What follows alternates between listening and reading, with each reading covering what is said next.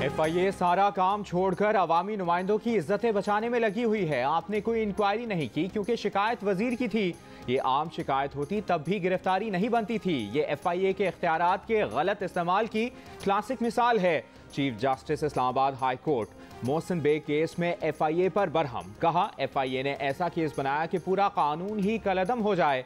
FIA को रोग agency नहीं बनने देंगे। आपका काम लोगों की खिदमत करना है। ये धमकी के इजहार राय की कोई आज़ादी नहीं। अदालत बर्दाश्त नहीं करेगी। FIA director cyber crime wing को शो कॉज नोटिस। FIA के दिफा के लिए अटॉर्नी जनरल को 24 फरवरी को पेश होने की हिदायत। मोहसिन बेग के खिलाफ मुकदमा इखराज की दरखास्तें निपटाते हुए जस्टिस अतहर मिनल्लाह ने कहा, किसी जमहूरी मुल्क में एजेंसी या रियासत का ऐसा किरदार काबिल बर्दाश्त नहीं। अदालत को लगता है कि वज़ीर आज़म को इस केस के हक़ाइक़ से आगाह ही नहीं किया गया।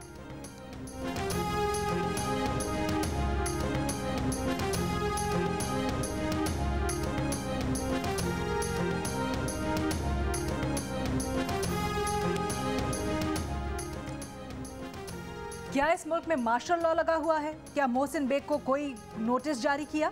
प्रोग्राम में शरीक बाकी 3 अफराद को गिरफ्तार क्यों नहीं किया? Chief justice Islamabad high court के सवालात। Director FIA cyber crime wing ने जवाब दिया, बाकी लोगों ने वो बात नहीं की जो मोहसिन बेग ने की। एतराफ़ किया कि FIA ने मोहसिन बेग को नोटिस जारी नहीं किया। इल्तजा की कि हम भी आपके बच्चे हैं। FIA एहलकार को मारा पीटा गया है। अदालत ने कहा, ना आप मेरे बच्चे हैं ना मैं आपका बाप हूँ। पैका एक्ट की सेक्शन 21D पढ़ें। आप शर्मिंदा होने के बजाय मजीद दलाइल दे रहे हैं। आपको शो कॉज नोटिस जारी करके अटॉर्नी जनरल को समन कर रहे हैं। डायरेक्टर साइबर क्राइम विंग बोले, अटॉर्नी जनरल यहाँ आकर उनका दिफा क्यों करेंगे? सारी अथॉरिटी तो वो नहीं चलाते। चीफ जस्टिस ने कहा, फिर आप लिख कर दें कि आपको किसने हिदायत दी। किसी की साख इख्तियारात के गलत इस्तेमाल से नहीं बचती। सहाफ़ियों के लिए गैर महफूज ममालिक में पाकिस्तान का 8वां नंबर है, जिसकी वजह इख्तियारात का गलत इस्तेमाल है।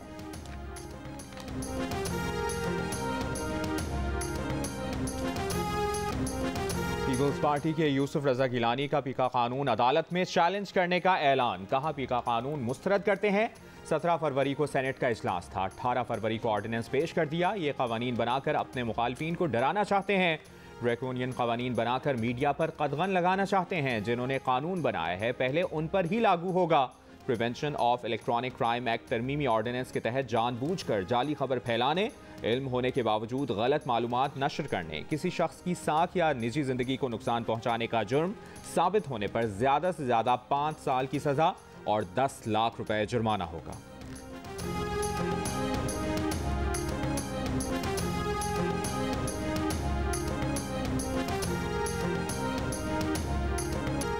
हुकूमत की कानून साजी का मकसद मुखालिफिन को ठिकाने लगाना है। ऑर्डिनेंस लगाने वाली फैक्ट्री ज़मींबोस होने वाली है। मुस्लिम लीग नून के साद रफ़ी की कड़ी तनकीद। कहा, आइन में ऑर्डिनेंस की मखसूस हालात में गुंजाइश है। सदर मुमलिकत ने इमरान खान की गुलामी करके ऐवान सदर को बेतौखीर कर दिया। विफाकी वज़रा पर भी तनकीद की। बोले, शेख रशीद डिक्टेटर हैं। रेलवे में आते ही तबाही मचा दी। आज़म सवाती साहब को रेलवे की अलिफ बे नहीं आती। अच्छे आदमियों को मौका ही नहीं दिया जा रहा।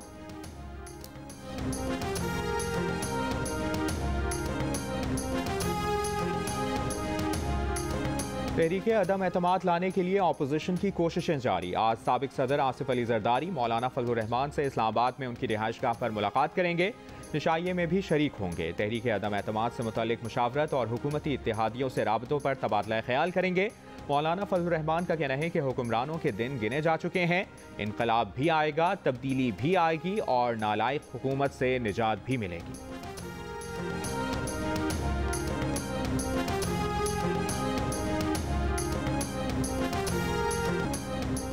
दो रोज पहले शहबाज शरीफ और जहांगीर तरीन की मुलाकात हुई। फयाज चौहान ने तस्दीक कर दी। साथ ही जहांगीर तरीन को शरीफ खानदान पर भरोसा न करने का मशवरा भी दे दिया। कहा, जहांगीर तरीन को जिंदगी में कभी आले शरीफ और शहबाज शरीफ के दर से फैज़ नहीं मिल सकता। जहांगीर तरीन हालात और वाक़यात देखकर फैसला करें। कोई तहरीक अदम एतमाद नहीं आएगी, ये भी कह दिया। तर्जुमान जहांगीर तरीन ग्रुप सईद अकबर नूनानी का कहना है, वो तो कभी तहरीक इंसाफ से अलग हुए ही नहीं। पहले भी पार्टी के साथ थे और आज भी पार्टी के साथ हैं।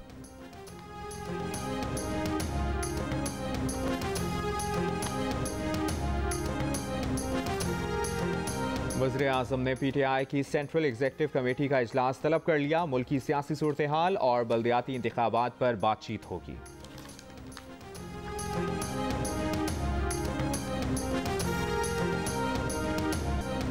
दुनिया में एक और बड़ा मालियाती स्कैंडल मंजरेआम पर आ गया। साबिक मिस्ट्री आमिर हुस्नी मुबारक के बेटों जमाल और अला मुबारक के खुफिया अकाउंट्स का इंकशाफ। मुबारक दौर के बदनाम जमाना इंटेलिजेंस चीफ सुलेमान और अहल खाना के भी खुफिया स्विस अकाउंट्स निकल आए। जिम्बाब्वे के साबिक सदर रॉबर्ट मुगाबे के करीबी साथी और उनकी जमात की मुबैना फंडिंग करने वाले बिजनेसमैन भी फहरिस्त में शामिल।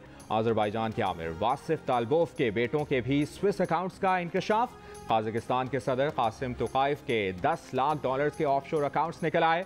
उर्दन के शाह अब्दुल्ला दोम, इराक के साबिक नायब वज़ीर आज़म अयाद उल-आवी, आर्मेनिया के साबिक सदर आर्मन सरकिसियान भी खुफिया अकाउंट्स के मालिक निकले।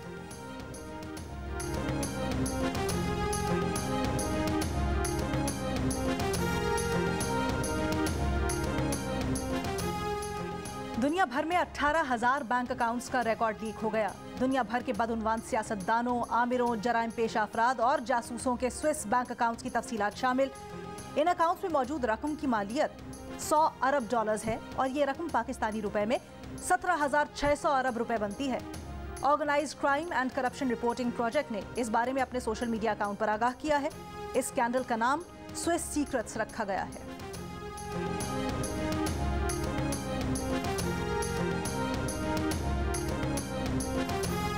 वफाकी वज़ीर इत्तलात फवाद चौधरी कहते हैं कि पनामा, पेंडोरा और अब स्विस अकाउंट्स की कहानी। पहले पैसे चोरी करो, फिर मुल्क से बाहर भेज दो। करप्शन और मनी लॉन्ड्रिंग पाकिस्तान जैसे ममालिक का अहम तरीन मसला है।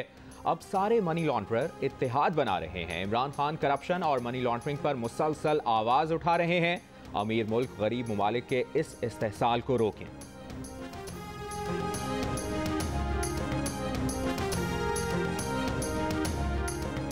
हुकूमत की जानिब से इलेक्शन एक्ट तरमीमी ऑर्डिनेंस के जरिए सरकारी ओहदे रखने वालों और मुंतखब नुमाइंदों को इलेक्शन मुहिम चलाने की मंजूरी। इलेक्शन कमीशन में आला सतह मुशावरती इजलास। इलेक्शन एक्ट तरमीमी ऑर्डिनेंस के निकात पर गौर। विफाकी काबीना की मंजूरी के बाद सदर आरिफ अलवी ने इलेक्शन एक्ट में तरमीम का ऑर्डिनेंस जारी किया था।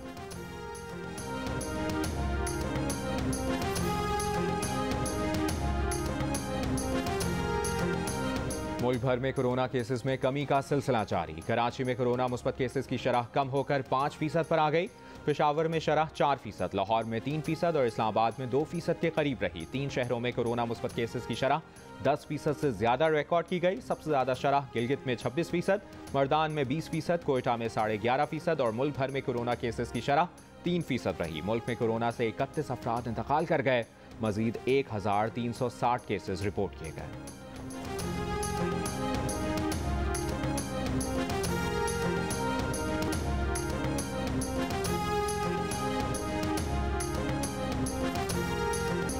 HBL BSL 7 के लिए मुल्तान सुल्तान्स, लाहौर कलंदर्स, पेशावर ज़ल्मी और इस्लामाबाद यूनाइटेड की फाइनल 4 में एंट्री। प्लेऑफ के लिए लाइनअप मुकम्मल। किसका मुकाबला किससे होगा, फैसला आज हो जाएगा। आज दूसरे मरहले के आखिरी मैच में लाहौर कलंदर्स का मुकाबला पेशावर ज़ल्मी से होगा। पॉइंट्स टेबल पर लाहौर कलंदर्स 12 पॉइंट्स के साथ दूसरे और पेशावर ज़ल्मी 10 पॉइंट्स के साथ तीसरे नंबर पर है।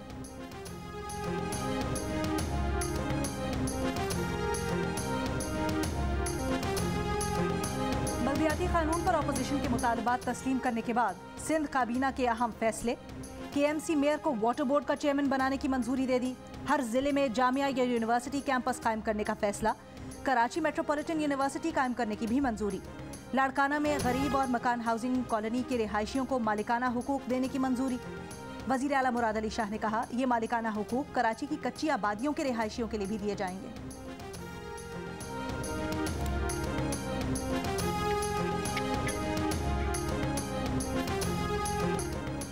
सहाफती तंजीमों ने पैका कानून को ड्रैकोनियन करार देकर मुस्तरद कर दिया।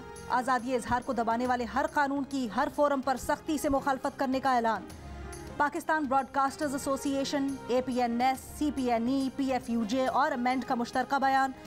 कहा, हुकूमत ने स्टेक होल्डर्स की जानिब से दी जाने वाली तजावीज़ को नज़रअंदाज किया और तनकीदी और तामीरी आवाज़ों को दबाने के लिए सदारती ऑर्डिनेंस जारी किया। सहाफ़ी तंजीमों की एक्शन कमेटी ऐसी किसी भी तरमीम, कानून या ऑर्डिनेंस की सख्ती से मुखालफत करेगी जिसमें आज़ादी इजहार को दबाने की कोशिश की जाएगी।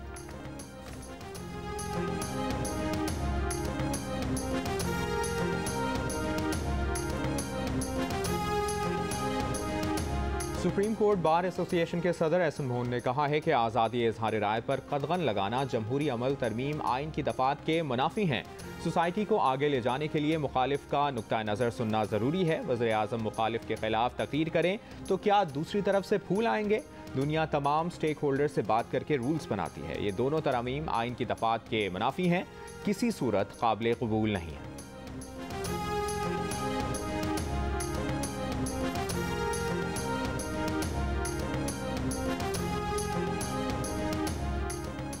मुशीर तिजारत अब्दुल रज़ाक दाऊद कहते हैं, जब भारत के साथ तिजारत खुली थी तो वो वहाँ गए थे। वजारत तिजारत की पोजीशन के मुताबिक हमें भारत के साथ तिजारत करनी चाहिए। रूस के साथ तिजारत का सिलसिला खुल रहा है, वो हमारे साथ तामीरात और गैस पाइपलाइन के शोबों में तिजारत करना चाहते हैं।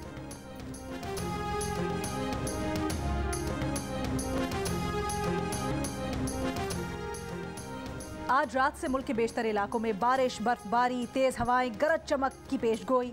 महकमा मौसमियात के मुताबिक आज रात से जुमे तक इस्लामाबाद, रावलपिंडी, लाहौर, फैसलाबाद, खानेवाल समेत बेशतर इलाकों में बारिश का इम्कान है। चित्राल, सवात, मालाकंड, हरीपुर, एबटाबाद, मरी, गलियात, नथिया गली, नारान, कागान और गिलगित बल्तिस्तान समेत पहाड़ी इलाकों में बारिश और बर्फबारी की तवक्को है। शदीद बर्फबारी वाले इलाकों में राब्ता सड़कें बंद होने और खैबर पख्तूनख्वा, बलूचिस्तान और सिंध में आंधी से खड़ी फसलों और कमजोर इमलाक को नुकसान पहुंचने का खदशा है।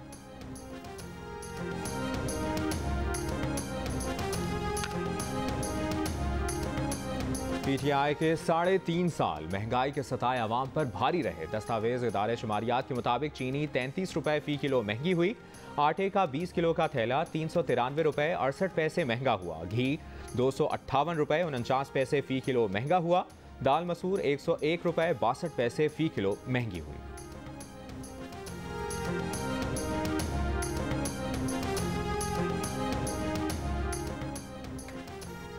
महंगाई से बेहाल पाकिस्तानियों की शरह में मजीद इजाफा। 64% पाकिस्तानी महंगाई से परेशान। जुलाई 2021 में 44% अफराद ने महंगाई को अहम मसला कहा था। गैलप पाकिस्तान के सर्वे के मुताबिक 21% अफराद बेरोजगारी और 7% करप्शन को मुल्क का अहम मसला समझते हैं।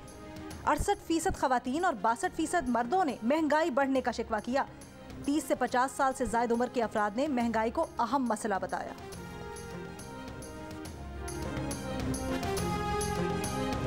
भारतीय रियासत कर्नाटक के तालीमी इदारों में हिजाब पर पाबंदी के खिलाफ ईरानी तलबा का तेहरान में मुजाहरा। ईरानी तलबा की बड़ी तादाद का भारतीय सफारतखाने के सामने एहतजाज। तलबा के हिजाब पर पाबंदी के खिलाफ नारे, प्ले कार्ड्स पर भारत में मुसलमान तालिबात को इंसाफ फराहम करने के मुतालिबात दर्ज थे। मुजाहिरीन ने हिजाब पाबंदी को बुनियादी इंसानी हुकूक की खिलाफ वर्जी और इम्तियाजी सलूक करार दिया।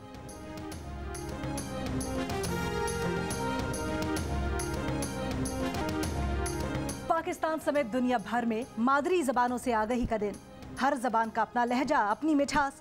माहिरीन के मुताबिक पाकिस्तान में मुख्तलिफ लहजों के फ़र्क से 74 जबानें बोली जाती हैं। दुनिया भर में इस वक्त 7000 जबानें बोली जाती हैं। यूनेस्को के मुताबिक 1950 से अब तक 230 मादरी जबानें नापैद हो चुकी हैं। 1962 के रोम ओलंपिक्स में हॉकी का पहला गोल्ड मेडल जीतने वाली टीम के रुकन ओलंपियन अब्दुल वहीद खान इंतकाल कर गए। वो 1962 में जकार्ता एशियन गेम्स के गोल्ड मेडलिस्ट भी थे। उनकी उम्र 85 साल थी। अब्दुल वहीद खान पाकिस्तान हॉकी टीम के मैनेजर और कोच भी रहे।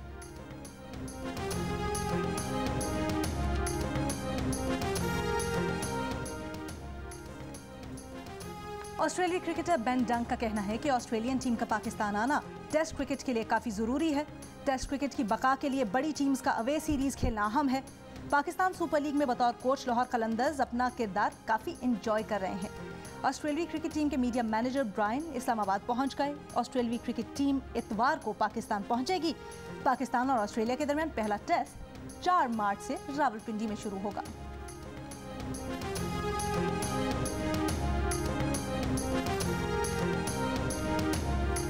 में बसें लाने की अब तक कितनी तारीखें दी हैं मुझे खुद याद नहीं।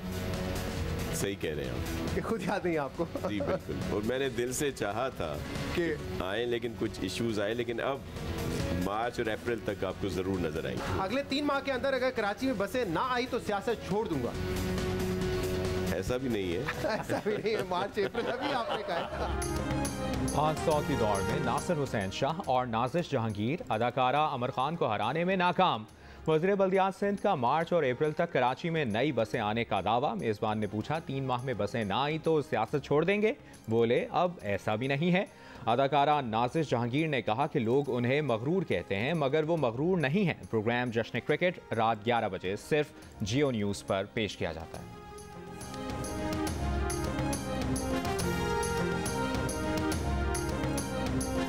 आपके प्लेटफॉर्म से मैं ये कहना चाहता हूँ कि जो कुर्बानी मैंने दी, जितनी कुर्बानियां मैंने दी, इनसे पकड़ ले